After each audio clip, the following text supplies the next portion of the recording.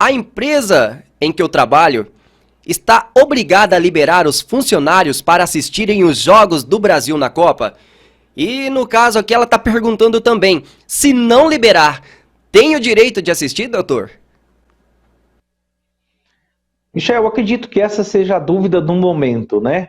E o Brasil é o país do futebol. Acaba sendo quase um martírio não permitir que os torcedores acompanhem a seleção durante os jogos.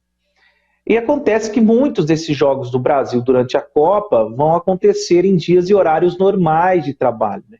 E aí surgem esses questionamentos se a empresa deve ou não liberar. Isso vem, Michael, por curiosidade, do que aconteceu em 2014, quando a Copa do Mundo foi no Brasil.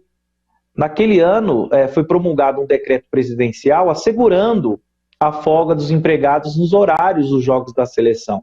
Só que para a Copa desse ano, até o momento, não há nenhuma previsão legal que permita, ou que obriga, vamos dizer assim, as empresas a liberarem os seus trabalhadores para assistir os jogos da Copa. A CLT, por exemplo, não traz, nenhuma outra lei trabalhista traz alguma previsão nesse sentido, assegurando a liberação desses trabalhadores. Portanto, as empresas não são obrigadas a dispensarem seus empregados para assistir os jogos da seleção.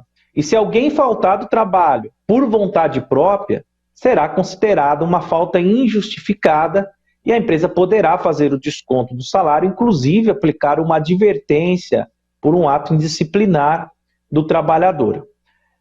Entretanto, Michel, se a empresa quiser liberar os seus empregados para assistir os jogos, sem problema algum, é facultativo essa decisão da empresa. Algumas empresas têm o chamado banco de horas, né? Onde o trabalhador fica com as horas negativas por decorrência da ausência durante os jogos e depois ele vai cumprir essas horas que ele deixou de cumprir naquele momento, um outro dia da semana ou do mês, a depender do acordo ou convenção coletiva que foi previsto com aquela empresa.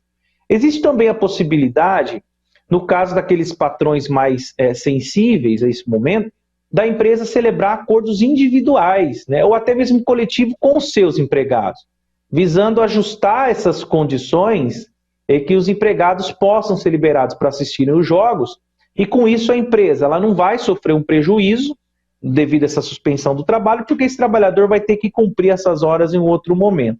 Os acordos mais comuns são os de banco de hora momentâneo, né? Então você deixa de trabalhar no horário do jogo, logo na mesma semana você pode cumprir aquelas horas. Apenas uma observação importante, Michael, caso a empresa libere o trabalhador para assistir os jogos da seleção, esses dias em que forem liberados não podem ser descontados das férias do trabalhador, tá? Vou te liberar para assistir os jogos da seleção, então esses dias vão ser descontados das férias. Isso não pode, tá bom? A não ser que se o empregado resolve faltar da empresa de maneira injustificada para acompanhar os jogos, e se ele faltar mais de 6 vezes, por exemplo, o seu período de férias vai sendo diminuído. Então, por exemplo, se o trabalhador falta lá de 6 a 14 dias de maneira injustificada, as suas férias, em vez de ser 30 dias, passam a ser de 24 dias. Se ele faltar de 18 a 23 dias, o período de férias será reduzido para 15 dias. São alguns exemplos que estão previstos lá no artigo 130 da CLT. E para finalizar, Michael, eu quero advertir para uma situação muito importante. Independentemente da política que vier a ser instituída na empresa, nos dias dos jogos da seleção brasileira, é importante ressaltar a necessidade da coerência para que não haja qualquer distinção sobre as regras adotadas, evitando uma distinção de tratamento entre os empregados. Ainda que não seja possível, por exemplo, assegurar a mesma regra para todos, ao menos deverão ser aplicadas as mesmas regras para os que trabalham no setor da empresa. Então, por isso, a empresa deve tomar cuidado para não caracterizar uma conduta discriminatória. Olha, nesse setor eu vou liberar 5, os outros vão ter que trabalhar. Isso não é relevante, isso pode caracterizar uma discriminação.